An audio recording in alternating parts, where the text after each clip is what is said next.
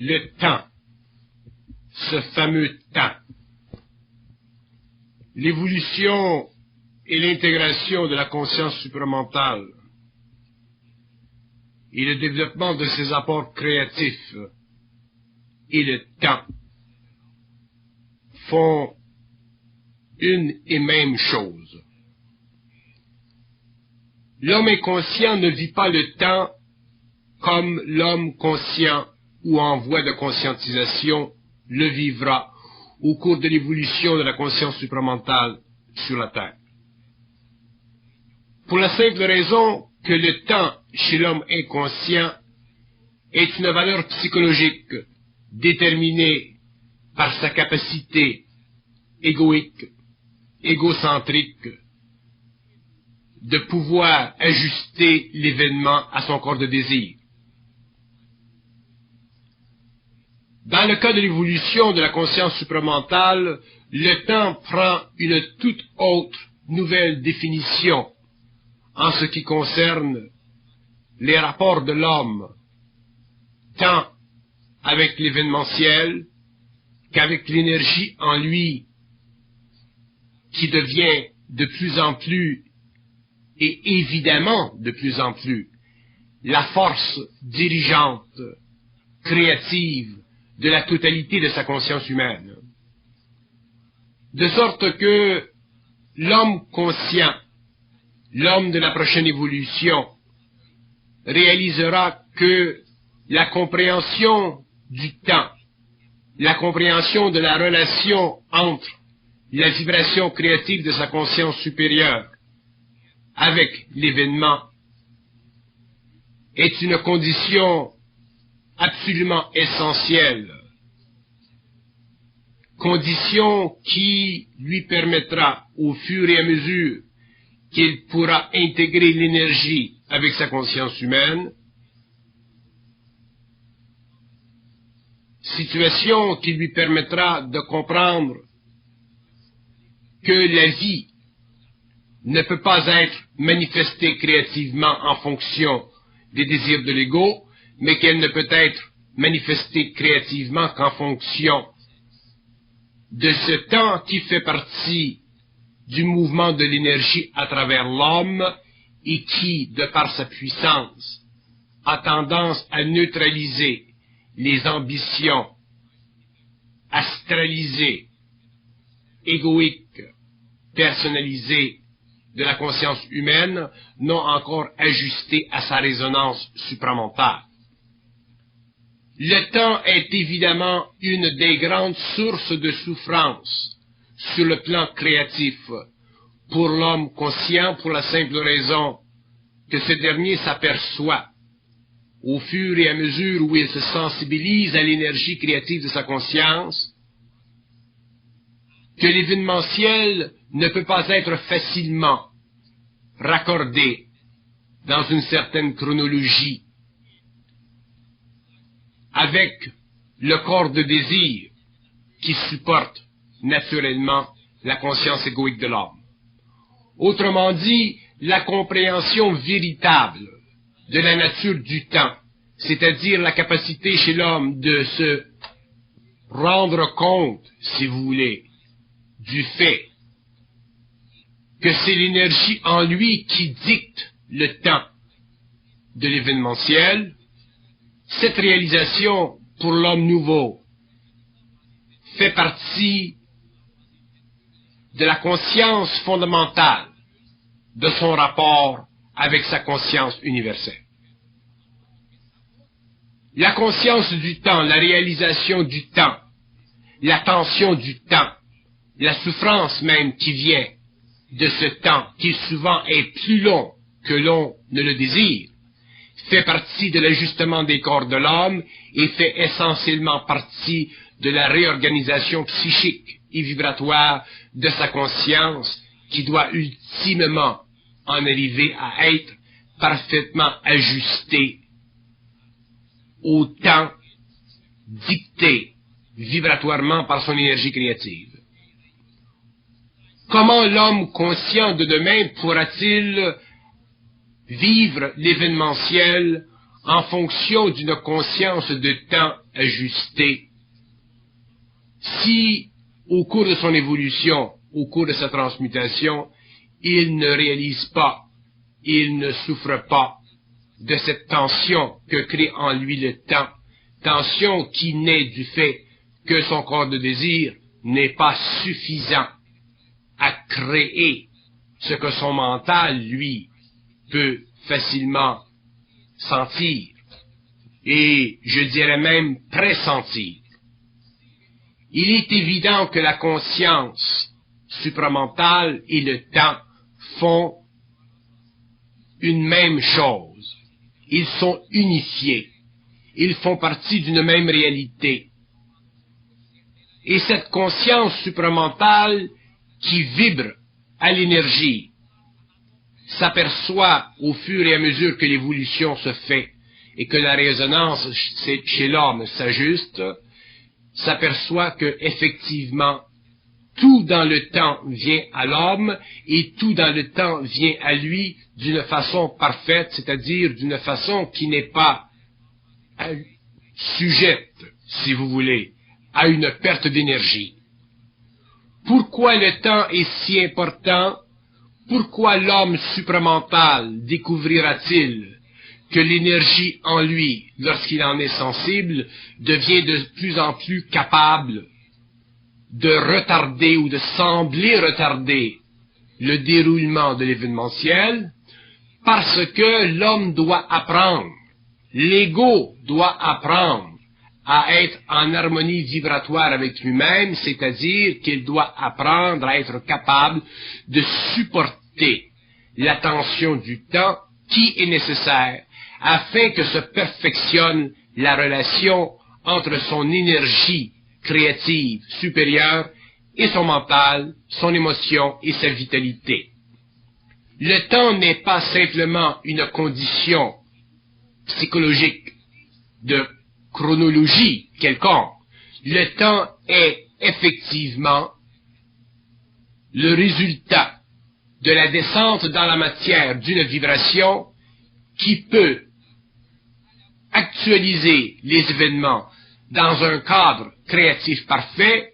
ou actualiser les événements dans un cadre créatif imparfait si l'ego, à cause de son impatience, à cause de ses illusions, à cause de son manque de résonance, veut aller plus vite que le temps lui-même. Il est effectivement réel que la conscience supramentale, que la créativité de l'homme mental supérieur ne peut pas se manifester dans sa perfection avant un certain temps, c'est-à-dire avant que certains événements aient été suffisamment avancés dans la programmation créative de cette énergie pour que l'homme puisse facilement faire ce dont ou ce quoi il doit faire sans perte d'énergie. Et c'est la réalisation de l'importance du temps dans la vie de l'homme qui lui fera faire des choses sans qu'il perde de l'énergie, autrement dit, sans qu'il souffre de sa conscience créative. Et l'homme supramental qui ne comprendra pas ceci souffrira toujours de sa conscience créative parce que cette dernière, dont il percevra certains aspects, ne pourra pas lui donner le rendement équivalent à ce que son mental lui préconise, de sorte que l'homme souffrira de certaines actions qui avaient été commises en dehors du temps, c'est-à-dire en dehors de cette situation chronologique créée par l'énergie et l'événementiel. L'être humain n'est pas simplement un ego, l'être humain est aussi une dimension psychique supérieure, et la dimension psychique supérieure est la source de son énergie créative, et l'ego est le pôle opposé et réceptif à cette énergie. Et l'ego doit apprendre difficilement à travailler avec le temps parce que il n'est pas habitué, de par l'évolution, de par le mode de vie mécanique de l'homme, à agir en fonction de son énergie créative, il a toujours été habitué à agir en fonction de son corps de désir, qui mutile l'énergie créative, il lui donne une forme qui n'est adaptable que d'une façon temporaire, transitoire, à un mode de vie qui devait, ou qui devrait, dans un sens, être permanent et aussi accumulatif dans sa permanence. Si l'homme créatif, si l'homme supramental veut créer, ce qu'il peut faire avec grande facilité, il lui faut apprendre à travailler avec le temps. Il lui faut apprendre à pouvoir supporter le taux vibratoire de son énergie, c'est-à-dire la tension qu'elle crée en lui, afin que se situent, que se placent dans sa vie les éléments nécessaires, essentiels, à la construction rigoureusement parfaite d'une forme, ou d'une alliance, ou d'une organisation de forme, que l'on peut appeler un projet, qui puisse être parfaitement harmonisé à sa conscience créative. Sinon, l'homme conscient doit souffrir d'être en dehors de son temps réel, et il doit, ou il devra, vivre le temps irréel de sa conscience égoïque et en connaître les conséquences. Donc, il y va dans la compréhension du temps, non pas simplement une compréhension psychologique, non pas simplement une compréhension de patience, mais aussi une compréhension qui mène l'homme à pouvoir prendre conscience d'un état intérieur qui doit être suffisamment solide, suffisamment monolithique, suffisamment tempéré,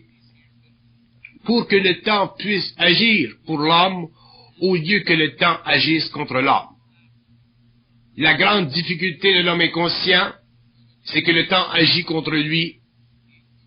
Et c'est pour ça que l'homme souvent sera porté à dire « Ah, j'ai eu de la chance » ou « j'ai eu de la malchance ». Lorsqu'il a eu de la chance, c'est parce qu'il croit que le temps a agi pour lui. Et lorsqu'il a eu de malchance, c'est que le temps n'a pas agi pour lui. Mais l'homme conscient ne peut pas fonder sa vie sur la chance ou la malchance. Il ne peut fonder sa vie que sur la créativité. Il ne peut fonder sa vie que sur l'appointement précis d'un événement qui coïncide parfaitement avec son énergie créative et qui donne conséquemment à sa vie une capacité d'être manifestée d'une façon qui convient parfaitement à la conscience universelle en lui et aussi à la perception de cette conscience sur le plan de l'ego. Donc, la conscience du temps va beaucoup plus loin que la simple compréhension psychologique de son principe. Elle va beaucoup plus loin que la simple compréhension psychologique de la valeur de la patience. La conscience du temps doit être amenée chez l'être humain conscient de demain à un niveau de réalisation tellement aiguisé, tellement aigu, que l'homme puisse, sur le plan égoïque, ne pas sentir de défaillance, ne pas sentir d'impuissance, ne pas sentir de manquement,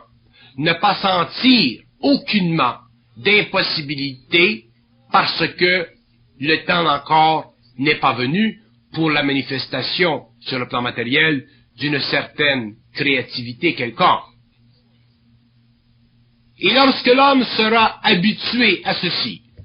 lorsqu'il aura compris vibratoirement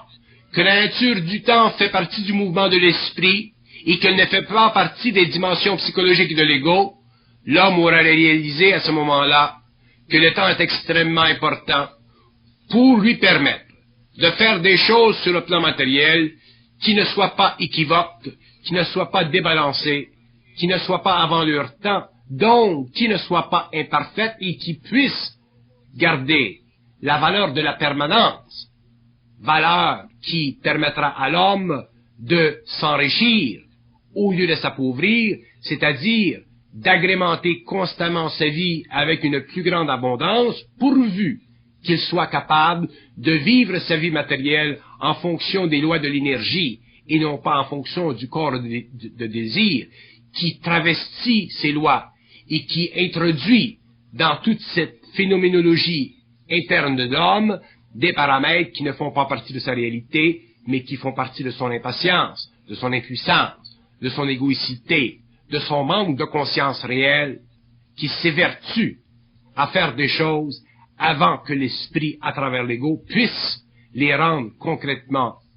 admissibles dans un plan de vie créatif qui convient parfaitement à l'homme et aussi aux forces d'évolution. Mais l'homme conscient se dira, mais oui, mais attendre et attendre et attendre. Il faut quelque part que je fasse descendre ma volonté. Ce n'est pas en relation avec le temps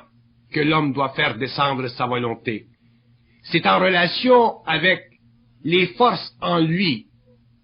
qu'il colore et qu'il empêche de réaliser qu'il doit faire descendre sa volonté. Autrement dit, si l'homme colore en lui les forces, quelque part il doit faire descendre sa volonté, c'est-à-dire qu'il doit dépasser la condition psychologique de son moi pour se rapprocher de son centre d'énergie créatif afin de faire descendre cette énergie sur le plan matériel. Ça, c'est l'ouverture du canal. Donc, l'homme ouvre son propre canal à des possibilités créatives.